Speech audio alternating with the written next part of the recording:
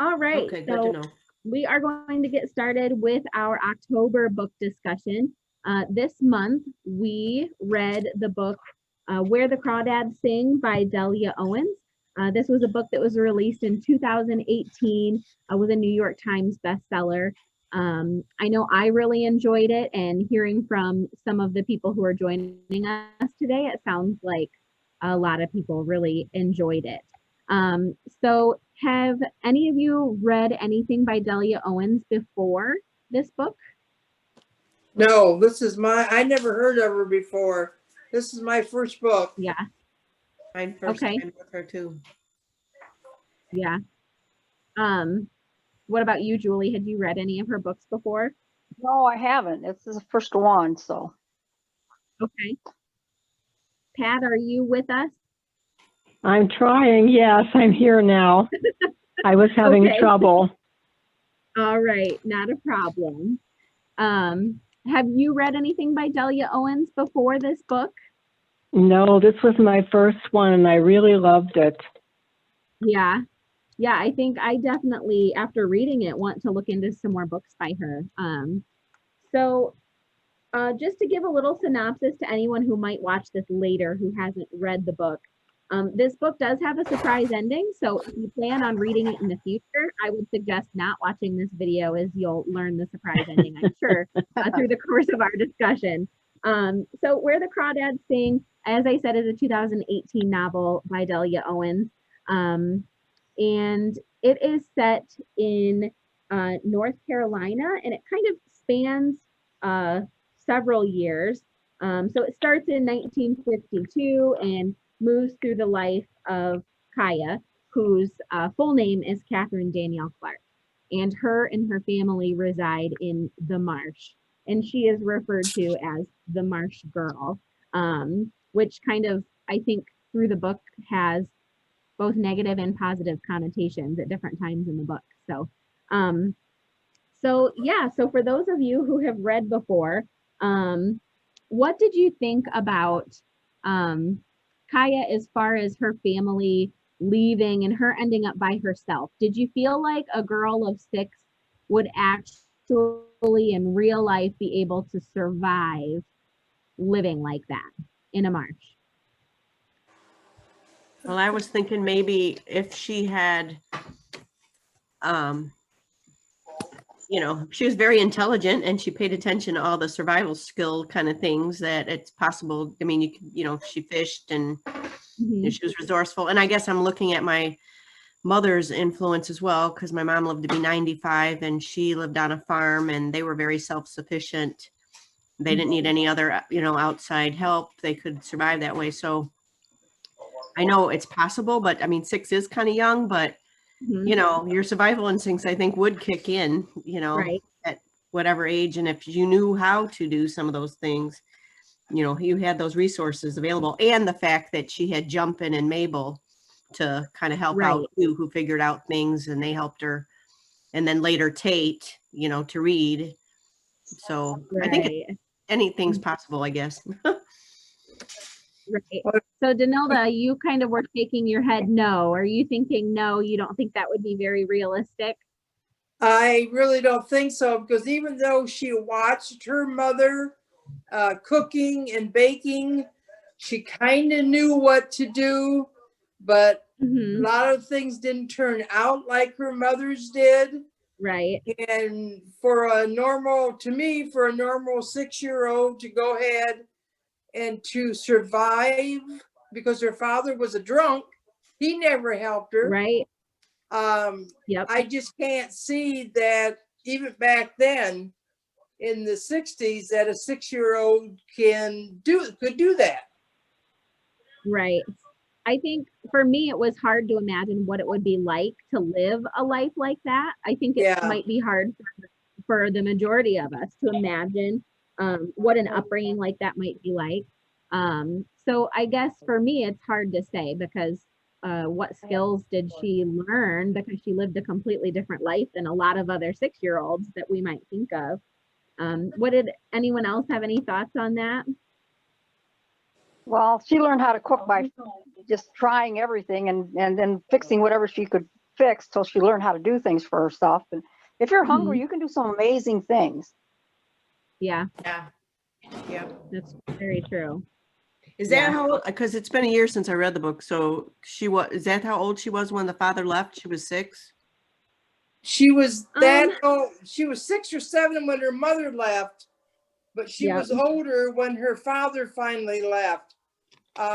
She really Yeah. didn't know how old she was because she didn't know really when she was born. So I would say she was probably maybe 10 or 11 by the time her dad took off, Yeah. and she was completely right, by herself then. Yeah. Now at that age, I right. think she'd Yeah. have And more she did, skills. yeah. She could cook enough and Yeah. make enough by then to keep her and her dad alive, by cooking and Mhm. like Julie said, trying and errors and, stuff like Yeah, that. So, yeah. Well, and at 6, I mean, even though her dad was still there, he wasn't there all that much. But right, he was still bringing some money back and right. bringing some food back and things like that. So she wasn't quite having to, go to the store or do things like that quite yet at that age. Yeah. Yeah, because he Like had at a a young disability. age, she learned to be the parent, it sounds like. Anyway, she already was taking on a lot of responsibilities at a young age. Yes, yeah. Yep. Yeah. So, in interviews, Delia Owens has said that she wrote this book really around the feeling of being alone or feeling alone. I felt like when I read it, I could feel how alone she was. It made me very sad at times. I could feel that emotion. How did you guys, did you feel that? Did you feel like there was this really big theme of loneliness throughout the whole book? Yes, definitely. And I was so disappointed that the kids were so mean to her. Mhm. Yeah. And how, even the city Um, people rejected her. mhm.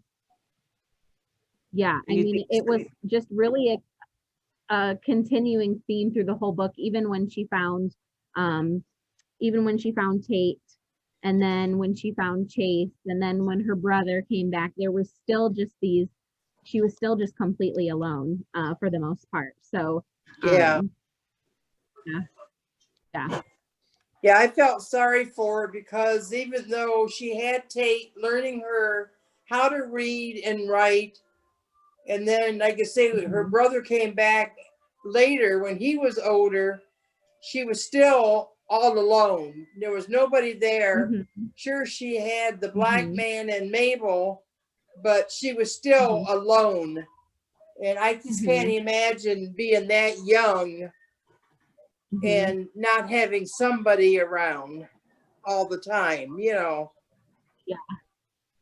And I could really feel for her when she, went to school that first day and the Yeah. kids really shunned her and made fun of her and she never went back. And I could understand that. I mean, I remember days when I didn't want to go back to school because something embarrassing happened to me, but I went home to parents who said, no, you have to go, and who Yeah. helped me through those emotions, and here she is completely alone and now she feels even more alone. So yeah, I could completely understand why, she wouldn't want to go back. I think some people might say, well, then she wouldn't be alone. But I think sometimes you can be surrounded by people and sometimes you can feel even more alone then because you realize you don't fit in. Yeah. Yeah. So throughout the novel, obviously, there are 2 men who really play a big role in Kaya's life. So there's Tate, who is the friend of the brother who kind of comes back into her life and teaches her how to read. And then there's Chase, who comes along when Tate is gone for that period in the book.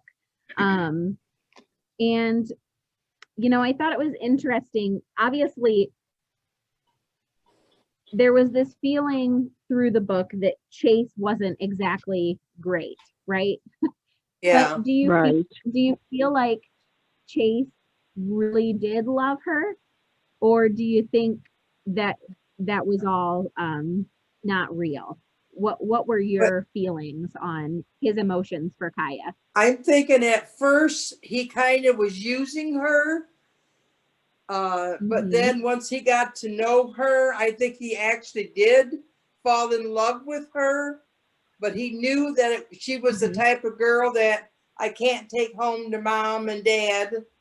But he still wanted to be her friend, and at the end, be her lover. And but it was just like, well, I have my family here, and I love her, and I can't leave her, but I can't take her home. So I think he really did love her. I think at first he was motivated, well, by the novelty of the situation and maybe a challenge, like, because he was all full of himself and he could get any girl he wanted. And, lust kicked in. And then, so he pursued her initially, I think, for lust, and the challenge being he was a football player or whatever, star athlete. The challenge, he was up for the challenge. And then I think there was talk about how he kind of, I don't know if he let on with some of the guys or not. I don't remember, but I think it was the challenge at first. I'd like to think that he did, then eventually when he got to know her, he did love her, but it was never going to work. Yeah. Their situation. Yeah. Julie, how did you ego? I think he basically just used her. It's the same old thing. She was very naive, and he took advantage of that. And he bragged to his friends about, how good she was and, all that kind of stuff. So I don't think he really cared about her, or he wouldn't have shared that information. Yeah. Yeah, I think he loved himself more than her always. So I would agree with that. Yeah, the shell necklace threw me off a little bit. Go ahead, Julie. Yeah, well, Tate had known her from when she was really little, because he was a friend of her brother's and hung out with her, and she didn't even really remember when he used to hang out there all the time at her house. So he already knew her for years, but by the time he finally started hanging out with her, but he always kind of looked out for her. So yep. Yeah, so Chase with his shell necklace, the fact that he wore that all the time was one thing that threw me off, because I felt like he was really fake and was just trying to see what he could accomplish with her to, report back to everybody. But then the fact that he wore that shell necklace all the time, I thought was interesting.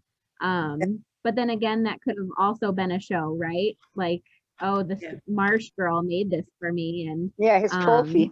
I don't know. Like a conquest kind of thing. Conquest. Yeah.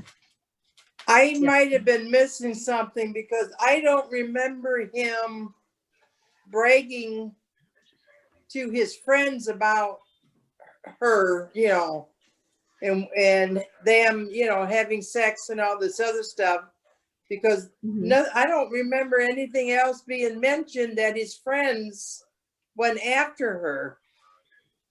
Because usually when boys brag about a girl that she's easy, the other boys try to get it, to get to her also. And I don't remember that. I into the marsh, so people didn't go into the marsh. Yeah. Well, I understand that, but I don't know. I just don't think that he bragged about it to his friends. Right. Go ahead. Go ahead, Pat.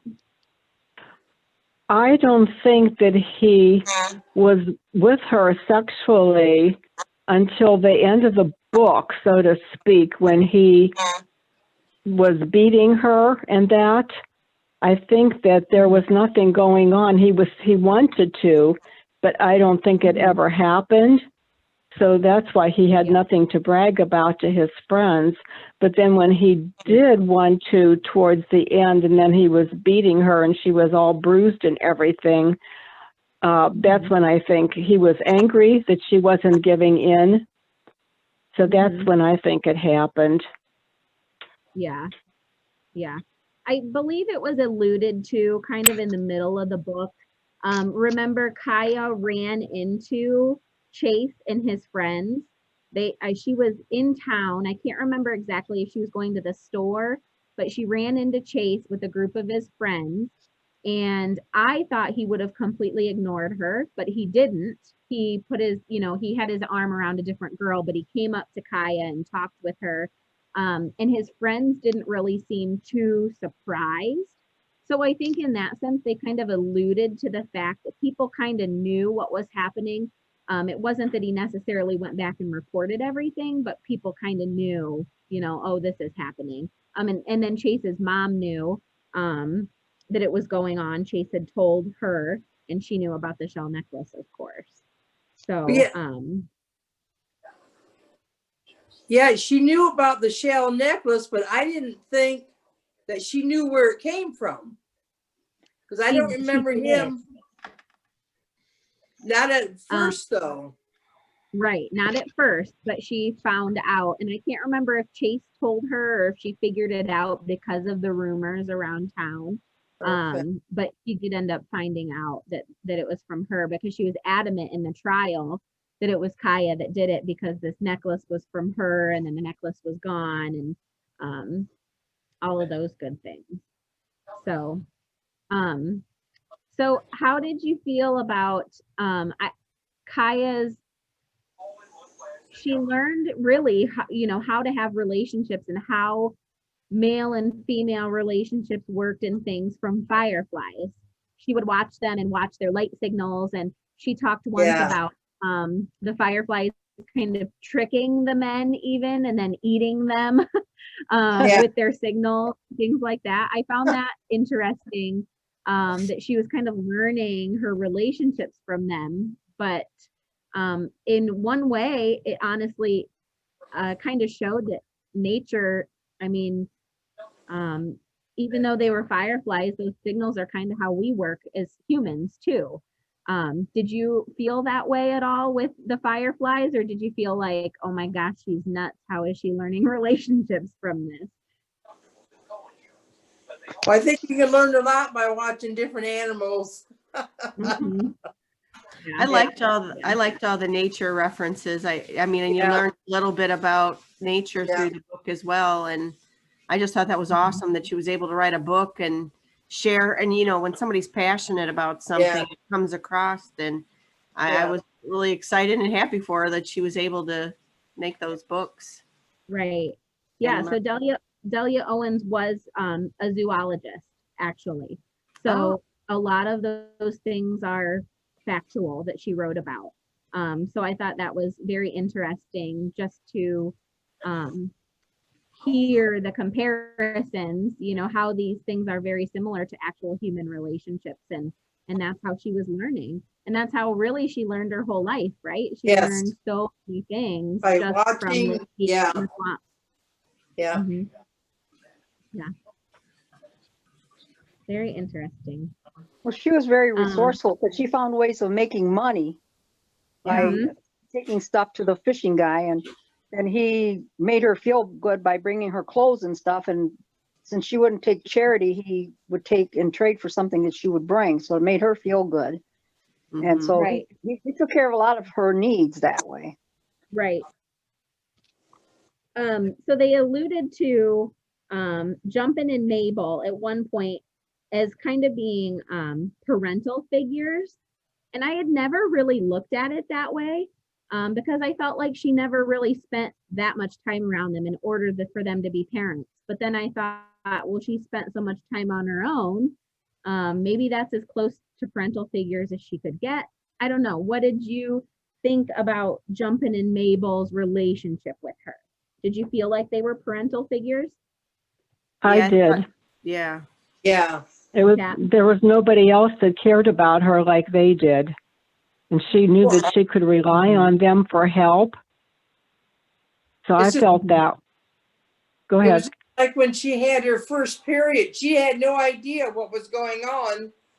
But then she talked to Mabel, and the lady told her what was happening and what to do about it, and more or less took care of it, So then she knew from then what to do.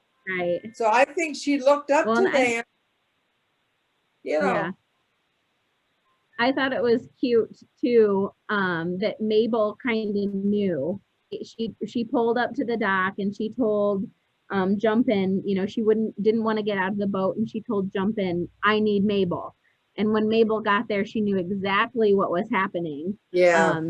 So I think, you know, that was kind of interesting. She really was caring for her and looking out for her, and she knew, Yes. okay, this girl, I know what she needs from me. And she helped right away. So even though she was a white girl and, you know, everything else, she just more or less took over. Yep. Mm-hmm. Yep. Yeah, they were a big help for So her. how Yeah. did you? I love those characters. Yeah. Yeah, I did too. It was very I think there's one time goes to their house. She walks through the woods, in the marsh, and she sees Jumpin being discriminated against, I think, by some kids. I can't remember if they were kids or other men. I thought that was very interesting, and to see Jumpin just kind of showed the characters that you know, that the kind of person Jumpin was, you know, to just keep walking and not let it bother him. I'm sure it did bother him, but it didn't show that it bothered him. Yeah. So they talk a lot about Kaya's relationship with her seagulls. Part of her property is beach, and she goes to the beach every day and feeds the seagulls, and she has one that comes and lands on her feet and all of those things. What did you think about her relationship with the seagulls? They were her family. She didn't really have anybody else, and they seemed to always come to her, so that gave her comfort. Mm-hmm. And even at the end, she was sending, when she was injured, she was sending, was it Tate? She was sending him back to feed the seagulls. Yeah. Mm-hmm. Yep.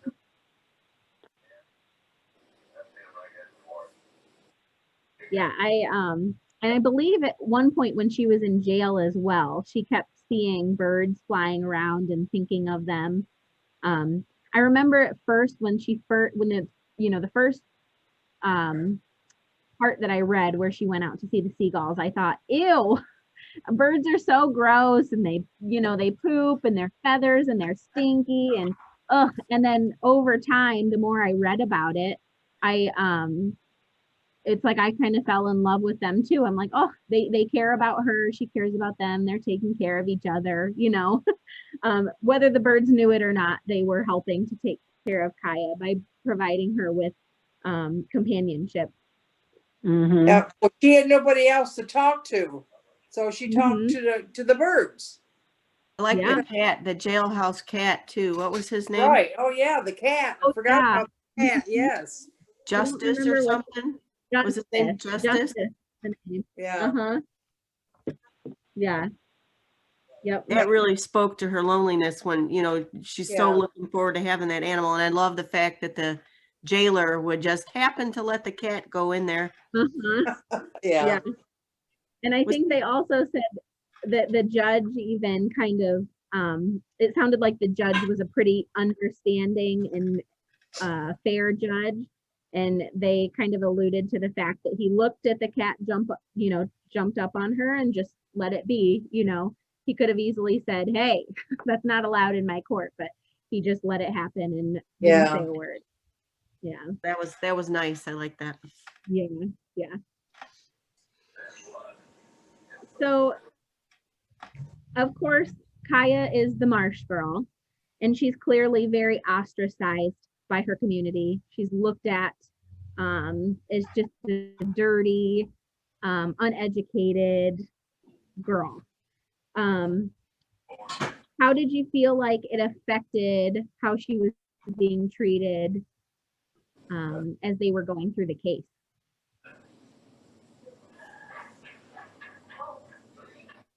Oh.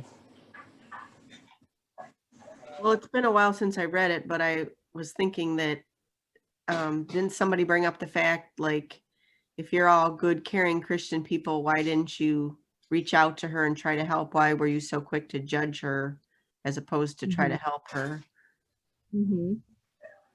Well, and there was kind of like a good cop, bad cop situation too with the detectives who were doing all of the investigation for the case. So one was just adamant, like it was her, you know, this is what happened, someone killed him. And the other one was kind of like, well, wait a minute, like we've got to find some evidence here. We don't really know what happened. Maybe it was an accident. We need to calm down.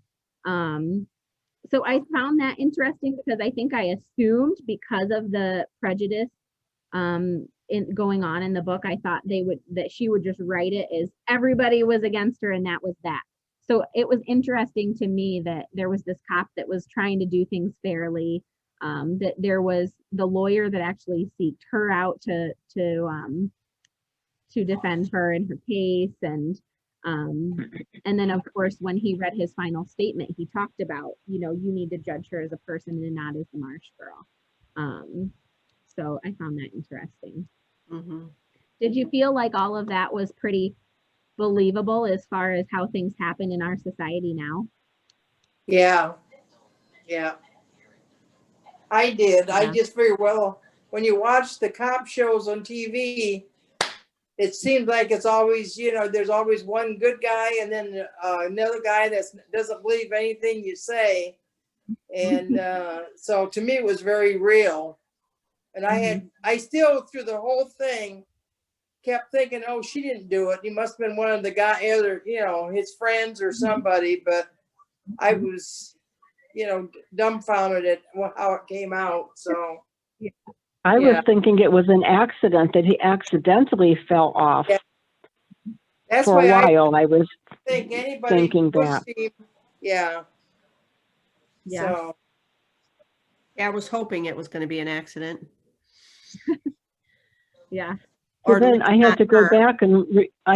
back and reread the end of the story, and I go, oh my gosh, I can't believe this. Yeah.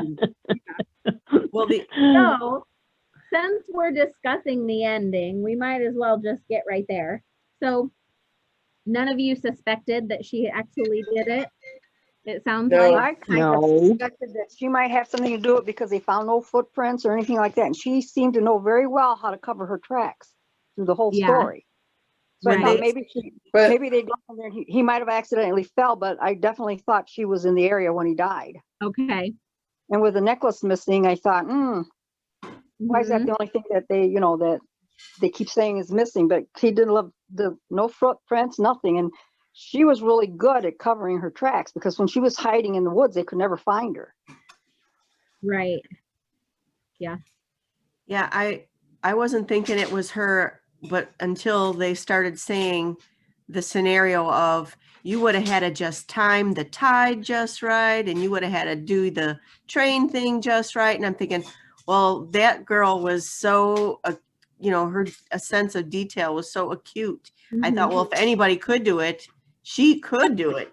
And that's when I started thinking, oh no, you know, did she really do it? Because, you know, I know she could time everything, you know, because you know, she had so much time on her hands, she was able to figure a lot of things out. And she was, you know, good.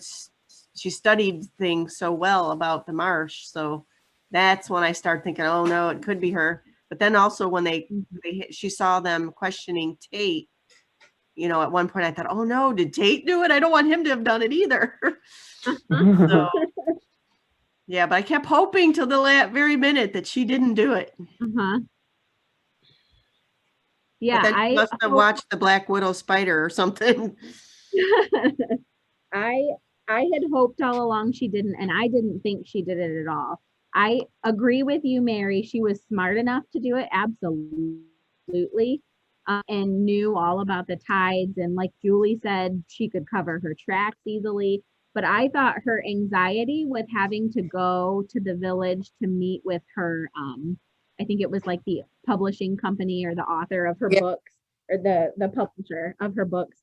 I thought for sure, like, oh, that anxiety would take over, and there is no way she would be able to, you know, come back and forth. I just thought that whole scenario was so crazy. You know, here she is, she's never done ridden a bus or any of those things. She's going by herself, and I'm like, oh, there's no way.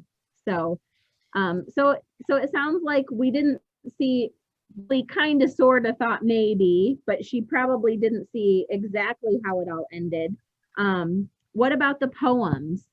The fact that she had been writing all of these poems all along and submitting them under a different name. She was submitting them under, I wrote it down somewhere, Amanda Hamilton, and they were published in regional magazines. And I believe that they, some of those were included in the book when they kind of went along with the story.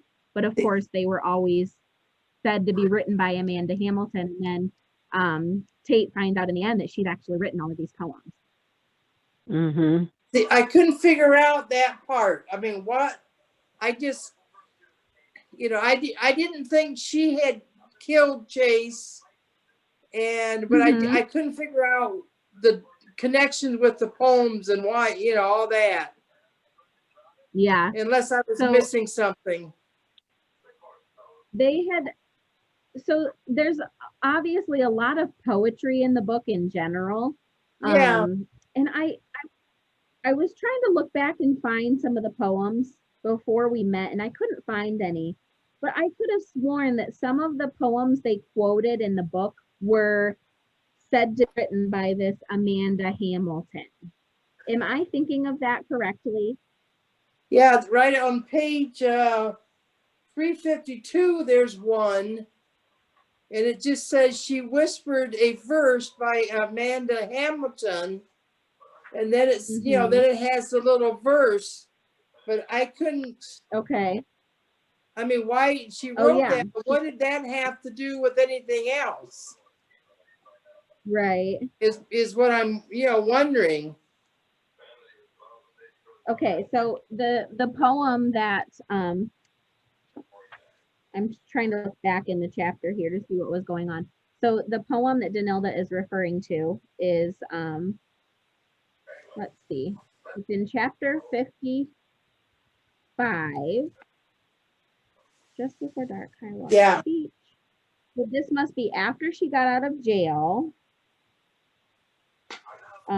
Just before dark, Kaya walked to the beach where the gulls were preening and settling in for the night. As she waded into the surf, shards of sea shells and chips of crabs brushed her toes as they tumbled back to the sea. She reached down and picked up 2 pelican feathers, just like the one Tate had put in the P section of the dictionary he had given her for Christmas years ago. She whispered a verse by Amanda Hamilton. You came again, blinding my eyes like the shimmer of sun upon the sea. Just as I feel free, the moon casts your face upon the sill.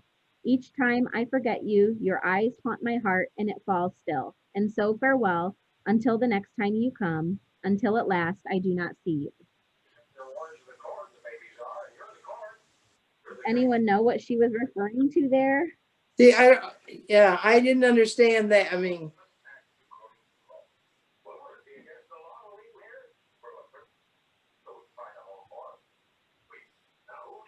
I'm just reading a little bit here to see if I can figure out what she was. Yeah. She was angry with Jody. To me, it sounds like the poem was about the fact that, she's constantly, you came again, blinding my eyes. So, she's so excited and I'm not sure who exactly she's referring to, if it's Tate, and blinding her eyes. She's so happy someone's coming back. And then she feels free, and then the moon sets and they have to leave again. So I think it really is about her loneliness and, the fact that this cycle has been her life, right? She's waiting for someone to come constantly, and they come and she's so happy, and then they leave again. She was excited even when her dad would come home, even though he was abusive. It was someone, it was a father figure, and she was excited. So, and of course, at that point, we assumed that Amanda Hamilton, was not her. And then we find out she wrote that poem herself. See, I just thought all along that she wasn't. First, I thought, well, she's not smart enough to figure out the bus, how you could get on the bus and go back home at a certain time and do what she did and then get back Mhm. on the bus with a disguise, and then go back to where she was at to give this guy an alibi, give her an alibi. But then I thought, well, she was a smart woman, Uh-huh. all the writing that she did and everything. She picked up on Mhm. what he did for a living. And I thought, Mhm. well, yeah, she could figure that out. She was smart. Right. Mm-hmm. Yes, she was. Yeah. Yep. So And then I thought, just well, thought she didn't do it. had been her. What was So, that, Pat? I just thought she didn't do it all the way till the end. I thought there was Yeah. no way. She had this great alibi. She was out of town. Uh-huh. So, and then when you get a chance, could you read the poem, The Firefly? Because I think it helped me understand her a little bit more. So I actually had left my book open to this because I thought we might Okay. want to. last chapter. Yes. So Yeah. this is on the very last chapter. This is when Kate The Firefly. finds all of her poems and figures out she's Amanda Hamill. And then he finds this one called The Firefly. Luring him was as easy as flashing valentines, but like a lady firefly, they hid a secret call to die. A final touch unfinished, the last step a trap. Down, down he falls, his eyes still holding mine until they see another world. I saw them change, first a question, then an answer, finally an end, and love itself passing to whatever it was before it began. See, that's when I figured that she had done it. I just knew then. Yeah. That was it. Yep. Mm-hmm. Yep. Well, and it even says that Tate read it again, which I think we all did, probably multiple times. Like, wait a minute. I wish they would have actually spelled it out. Like they ran to the tower, she chased him, and they fought, and she pushed him. I wish they would have just spelled the whole thing out. Yeah. Yeah. I tend to like the hidden meanings and kind of figuring things out as you go. So I liked that, but I could see how someone might just want it straightforward. Tell me what happened. I need to know all the details. Exactly. Yeah. And how did he still have the necklace on, But even at the end, I mean, that's why Tate read it over and over again, because I think that's when he finally figured out that she had did it. Yeah. So finding out that. Go ahead. Oh, go ahead. Go ahead, Mary. You're all right. Oh, okay. I was starting to think too that, in a way it was self-defense. I mean, it was like premeditated, which, it's hard to forgive any kind of murder thing, but I mean, when he was beating on her, I mean, he could have killed her. And if he was his pride was so hurt and his ego was so hurt, he could come back and keep doing it till he killed her. Yeah. So I guess I could understand that I don't know if she was, I don't know. I just think that in a way it was like self-defense too, entered into the picture. That's what my next question was going to be is, how did it change the way you felt about Kaya after you heard? And I kind of felt like you did, Mary.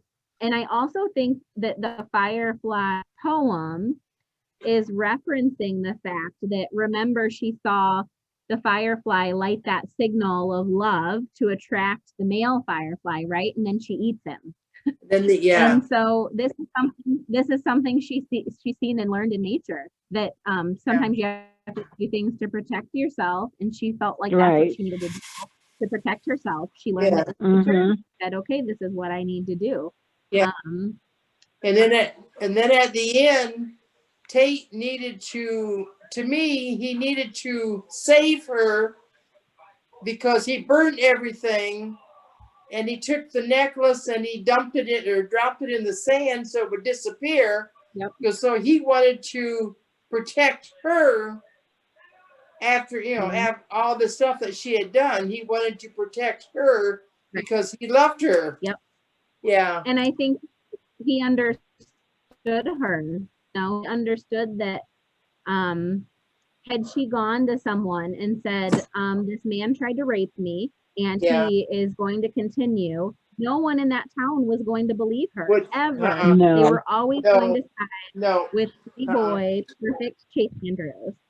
So They would have just laughed at her. yeah, exactly. Yeah, Mhm. because there was no way that they would believe that this young man from this Mhm. important family would be Mhm. associating with this Marsh Girl. So Mhm. yeah. Yeah. Yeah. Yeah, I could not that I condone murder in any way, shape, or form, Right. but Exactly. book, Exactly. but I felt like in the scope of this book, I understood why she did it, and it didn't change necessarily how I felt about her. Although I think I realized just how intelligent she was once I realized that she Mhm. Yeah. Yeah. so. Well, does anyone have any last thoughts on the book? That was a really good read. It was very It was. creative and you never got bored. And it was, I actually listened to it, part of it on book on tape, CD, whatever. Okay. And Mhm. you got a different, and it was because like I do a lot of driving back and forth to Cleveland. And Mhm. so I thought, okay, well, that's a good thing to have on while I'm driving. And so I had the book and the CD, and it's neat to hear a story like this read to you as well. So that, I'm just putting that out there for other people that, you know, it's something to consider to get a book on tape or CD or however you want to have it read to you. Was it on DVD? Can we get it to play on our TVs or not? I don't know. So I'll have to ask. typically it depends on what kind of like if you have a DVD player, that will play a CD. And actually with this book, the library did give us 2 books on CD. So that is an option sometimes when we get these to loan to you from the library. It just depends on if they have them or not. They usually try to get us at least 1 or 2 on CD. So if you have a DVD player, the CD would play in that. And you have it? We do. Well, actually, I we would like to returned them. borrow it. We don't I have would it like to now. borrow it. Oh, I'll have to request it. Yeah, we already returned what we had to the library. So, but the Okay. library will be able to get it for you. Okay. Yeah. But I have a question, Liz. You know how Yeah. when they were meeting at the center, they would read so far and then they would watch part of a movie. Is there a movie to this book? Do you know? So I was actually looking that up. So Fox 2000 owns the film rights to this book. And it says that Reese Witherspoon's Hello Sunshine Production Company will produce it with Witherspoon as the producer. Lucy Alibar is adapting the book to film script. So it has not been made into a movie yet, but it will be. Oh, Yeah. when was this book written? 2018. Oh, so it's not. I thought Yeah, it was only 2 older years than that. old. Yep, just 2 years old, and I'm sure it'll take them a long time to adapt it and then film it and Right. all of that. So, but yeah, when it eventually comes out, hopefully, you know, in the next couple years, we'll have to maybe do this as a book club again and watch. Well, we could just have it, you know, how we used to watch a movie a month at the center. Yeah. Maybe by 2 years, we'll be able to come up and watch it. Oh my. Let's hope it's not that long. But the rate things are going, I don't know.